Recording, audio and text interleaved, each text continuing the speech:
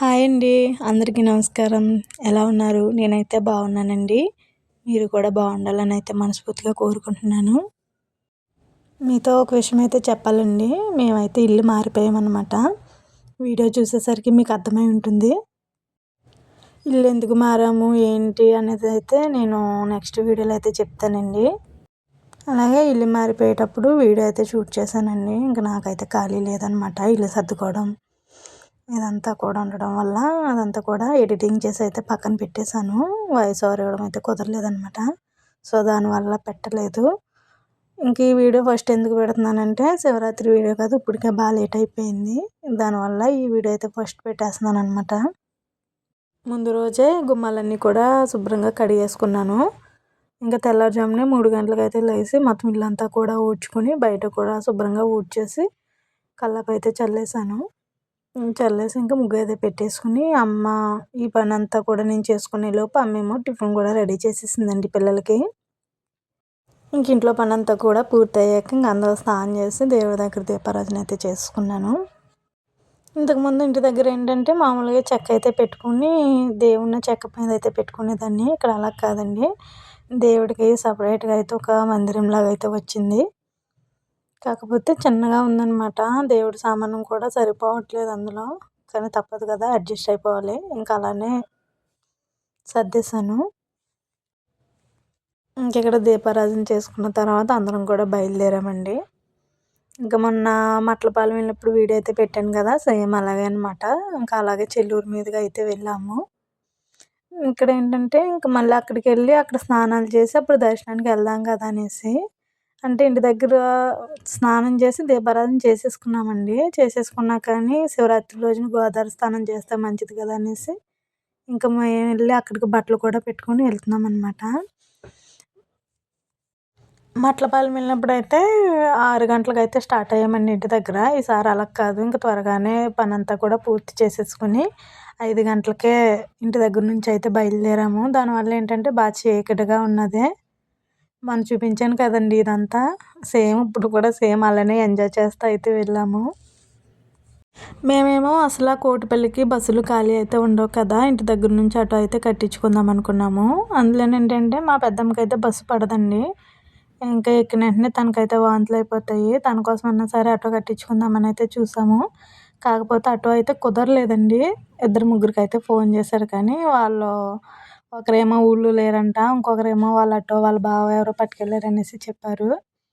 ఇంక సర్లే కదా అనేసి చెల్లూరు వరకు నడుచుకుని వెళ్ళిపోయి అక్కడ నుంచి ఆటో అయితే కట్టించుకుందాం కదా అనుకున్నాం. తీరా అక్కడికి వెళ్ళాక ఆటో వాళ్ళేమో డబ్బులు బాగా ఎక్కువ అడుగుతున్నారండి. ఇంకెందుకులే అనేసి ఇంకా అమ్మేమో సరే బస్కి వెళ్ళిపోదాంలే అమ్మ అనేసి అన్నది. ఇంకా అక్కడ నుంచి రామచంద్రపురం వరకు కూడా ఆటో అయితే ఎక్కాము చెల్లూరు నుంచి. ఇంకా రామచంద్రపురం వెళ్ళాక అక్కడ నుంచి అయితే కోటిపల్లికి స్పెషల్ బస్సులు అయితే వేశారండి. శివరాత్రి కదా, దానివల్ల ఏంటంటే బస్సులు ఖాళీగానే ఉన్నాయి. ఇంకా రామచంద్రపురం నుంచి కోటిపల్లి బస్సు మీద అయితే వెళ్ళిపోయాము. మొన్న మట్లపాలెం వెళ్ళినప్పుడైతే ఇక్కడ ఆగి దండం అయితే పెట్టుకున్నామండి. కాకపోతే ఆటో ఆగి ఉండడం వల్ల అంత మనస్ఫూర్తిగా అయితే పెట్టుకోలేదు. ఇంకా కంగారుగా అయితే దండం పెట్టుకుని వెళ్ళిపోయాము. ఇంక ఈసారి అలా కాదండి, ఇంకా తొందరగా అయితే వచ్చాం కదా, దానివల్ల అయితే దండం పెట్టుకుని కొంచెంసేపు అక్కడ కూర్చుని అయితే బయలుదేరాము. ఇది వచ్చేసి రామచంద్రపురం నుంచి అయితే కోటిపల్లి బస్సు ఎక్కామండి. చెప్పాను కదా, ఆ బస్సు అనమాట ఇది. ఖాళీగా ఉంది. స్పెషల్ బస్సులు అయితే వేశారని చెప్పాను కదా, ఆ బస్సు అంతా కూడా చాలా ఖాళీగానే ఉండింది. ఇంకా కోటిపల్లికి అయితే బస్సు ఎక్కాక ఇంకా సగం దూరం అయితే వెళ్ళామండి. గంగవరం వరకు వెళ్ళిపోయింది బస్సు. అక్కడికి వెళ్ళేసరికి సూర్యోదయం అయితే అయ్యింది.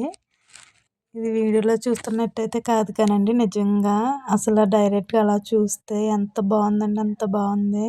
ఆ పచ్చని పొలాలు అలాగే ఆ సూర్యుడు కూడా ఎర్రగా ఉండడం వల్ల మంచి భలే అనిపించింది.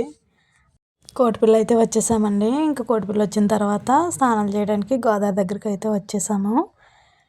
ఇంకెక్కడేమో అమ్మ వాళ్ళు మా ఆయనేమో బ్యాగుల దగ్గర అయితే ఉన్నారు. ఇంక మేమైతే పిల్లల్ని తీసుకుని చెల్లి నేను వెళ్ళి స్నానాలు చేసి వచ్చాము. మేము వచ్చిన తర్వాత అమ్మ వాళ్ళు వెళ్ళి వాళ్ళు కూడా స్నానం చేసి అయితే వచ్చేసారండి. పెద్ద లోతుగా అయితే ఏమీ లేదు, దానివల్ల అంత భయం కూడా లేదండి. అందులోనూ ఏంటంటే చుట్టూరు కూడా పడవలతో అయితే సేఫ్టీగా ఉన్నారండి జనం. చుట్టూరా కూడా పడవలు పెట్టేసి ఇక్కడ స్నానాలు చేసేసి దర్శనానికైతే లైన్‌లో నించున్నామండి. గుడి దగ్గరగానే ఉంది. కాకపోతే లైన్ అయితే బాగా ఎక్కువగా ఉంది. మేము రెడీ అయ్యి లైన్‌లోకొచ్చేసరికి టైం ఏమో 9:30 అయితే అయిందండి. ఇంక దర్శనం అయితే చేసుకొని గుడి నుంచి బయటకొచ్చేసరికి ఏమో టైం 2 అయిపోయింది. ఏంటంటే లైన్‌లో బాగా ఎక్కువ సేపు నించోవడం వల్ల నాకేమో అరిపాదాలన్నీ కూడా బాగా నొప్పి చేసేసాయి. దానివల్ల అసలు 2 వారాల పాటు నడవలేకపోయేదాన్నండి. అందులోనూ బయట ఎండ ఎక్కువగా ఉండడం వల్ల అందరూ కూడా చాలా ఇబ్బంది పడ్డారు. లోపలైతే కూడా బయట ఎండ ఎక్కువగా ఉందనేసి లోపల భక్తులందరికీ కూడా అదే చలివేంద్రం అంటాం కదండీ! మజ్జిగ అదైతే ఇచ్చారనమాట. అది తాగాక కొంచెం హాయిగా అనిపించింది. ఇక్కడైతే దర్శనం చేసేసుకొని అక్కడ భోంచేసేసి ఇంకెలా తీర్థంలోకైతే వచ్చాము. ఏవేవో కొనుక్కుందాం అనుకున్నాం కానీ అసలు ఏమీ కూడా తీసుకోలేదండి. చెప్పాను కదా! కాళ్ళైతే అస్సల నడవడానికి కూడా వీల్లేదనమాట. అంతలా అయిపోయింది నా పరిస్థితి. ఇంకెక్కువ సేపు నుంచోలేకపోయాను. అందువల్ల ఏంటంటే ఇంకేమీ కొనుక్కోకుండా అయితే వచ్చేసాను ఇంటికి. ఇక్కడ చూసారు కదండీ! అట్ల పెనంలు అలాగే ఆ కడాయిలు లాంటివి కూడా అన్నీ కూడా చాలా బాగున్నాయి. తీసుకుందాం కదని చూసాను. కాకపోతే ఎందుకో ఇంకా తీసుకోబుద్ధి కాలేదు. వచ్చేటప్పుడేమో ఎనర్జీగా వచ్చాము. వెళ్ళే టైంకి అసలు బాగా నీరసం అయిపోయింది. జాయిగా ఒక్కొక్క షాపు చూసుకుంటూ అలా నడుచుకుంటూ అయితే వచ్చేసామండి. అలా ఒక్కొక్క షాపు చూసుకుంటూ అయితే వచ్చాము. ఇంక పిల్లలకైతే ఒక క్యారమ్ బోర్డ్ అయితే తీసుకున్నామండి. మా వాళ్ళకేమో డబ్బులిచ్చి ఏం కావాలో అవి తీసుకోండి అంటే వాళ్ళకేమో కన్ఫ్యూజన్ అనమాట. ఏం తీసుకోవాలో కూడా తెలియట్లేదు. అంటే వాళ్ళ తప్పు కాదులేండి. అక్కడ బొమ్మలన్నీ కూడా చాలా ఎక్కువగా ఉన్నాయండి. అందులోనూ చాలా మట్టుకైతే ఇలా వాడేసినవే ఉన్నాయి. అంటే చిన్నప్పటి నుంచి ఆడుకోవడానికి కొన్నాం కదా! అవన్నీ కూడా ఈళ్ళు ఆడేసుకున్నయి ఎక్కువగా ఉన్నాయి. అందుకనేసి ఇంక వాళ్ళు ఏం తీసుకోవాలో తెలియలేదనమాట. ఇంక చివరికొచ్చేసి వాళ్ళ నాన్న ఇంక క్యారమ్ బోర్డ్ అయితే సెలెక్ట్ చేశాడు. అది తీసుకుని ఇంక ఇలా వస్తుంటే మధ్యలో రింగులైతే కనిపించాయండి. రూ. 10కి 3 రింగులంటండి. అవి వేద్దాం కదా అనేసి అయితే ఇది తీసుకున్నాము. ఫస్ట్ రింగ్ అయితే మా చిన్నోడు వేసాడండి. ఇంక ఫస్టే పడలేదు. ఇంక ఆడికి ఇంకా భయమేసినట్టుంది. ఇంక నేను వేయననేసి వాళ్ళ నాన్నకైతే ఇచ్చేసాడు. మా పెద్దోడిని ఏయమంటే వాడేమో నేను వేయను అనేసాడండి. తర్వాత మా ఆయన అయితే వేశాడు. వేయడం ఒకసారి బట్టల సబ్బు వచ్చేసింది మాకు.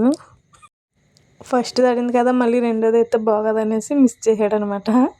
ఇంకా అలా సరదాగా కొంచెంసేపు అయితే రింగులతో ఆడుకున్నామండి అక్కడ. ఇంకా ఆడుకుని ఇంటికైతే బయలుదేరాము.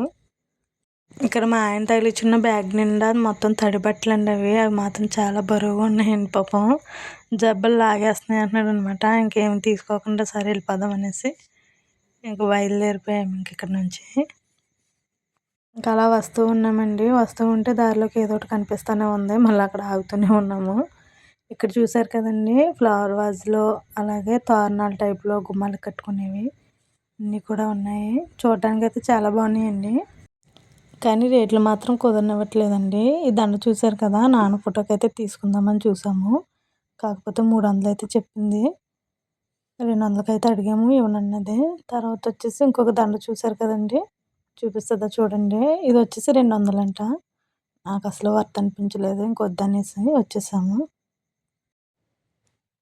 ఇటు సైడ్ వచ్చేసి ఇక్కడ దేవుడి బొమ్మలు అయితే ఉన్నాయండి. అలాగే ఫ్లవర్ వాజెస్ అయితే ఉన్నాయి.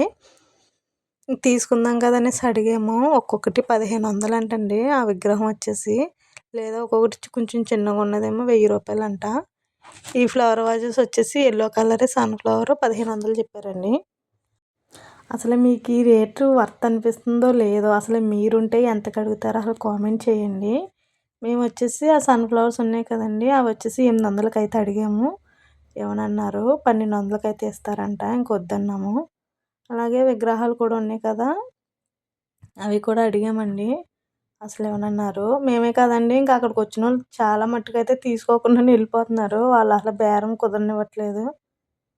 ఇక్కడ వచ్చేసి చిన్ని చిన్ని జాడీలు, ప్లేట్స్ అన్నీ ఉన్నాయండి. కాకపోతే ఏ వస్తువైనా సరే రూ. 100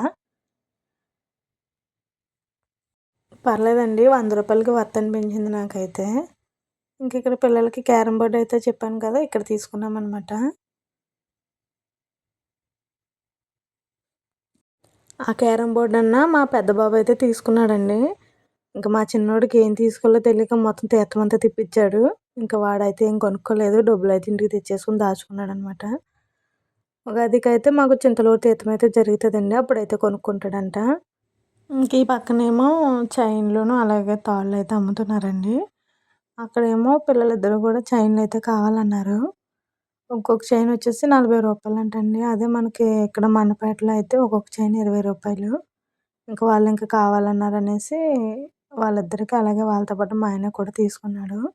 చెల్లేమో కీ చైన్స్ తీసుకుంది. అమ్మ వాళ్ళేమో గాజులు ఏమన్నా చైన్‌లు కావాలితే తీసుకోండి అన్నాను. వాళ్ళేమో మాకసలేమి వద్దమ్మా, మాకు నుంచునే ఓపిక అయితే లేదు. ఇంక ఇంటికెళ్ళిపోవచ్చన్నారు. సర్లే కదా అనేసి అలా చూసుకుంటూ వచ్చేసరికి ఇక్కడేమో రూ. 10 షాప్ అయితే కనిపించింది. ఇంకేదైనా ప్యాకెట్ రూ. 10 అంటండి. అంటే పాడైపోయినయన్నా ఉన్నాయేమో అని చూసాను. లేదు బానే ఉన్నాయి. సర్లే కదా అనేసి ఇంకా నేను బిర్యానీ సామాను అయితే తీసుకున్నాను. అమ్మేమో అప్పడాలు, అలాగే గొట్టాలయితే తీసుకున్నది. ఇంక ఇవన్నీ తీసుకొని ఇంటికైతే బయలుదేరిపోయామండి. రామచంద్రపురం వచ్చేసి అక్కడి నుంచి మా ఊరికైతే డైరెక్ట్‌గా బస్సుంటది. ఆ బస్సయితే ఎక్కేసాము. ఇదేనండి మా శివరాత్రి వ్లాగయితే. వీడియో నచ్చితే లైక్ చేయండి. అలాగే మన ఛానల్‌ని సబ్స్క్రైబ్ చేసుకోండి. వీడియో ఎలా అనిపించిందో ఒక కామెంట్ అయితే చేయండి. ఉంటానండి.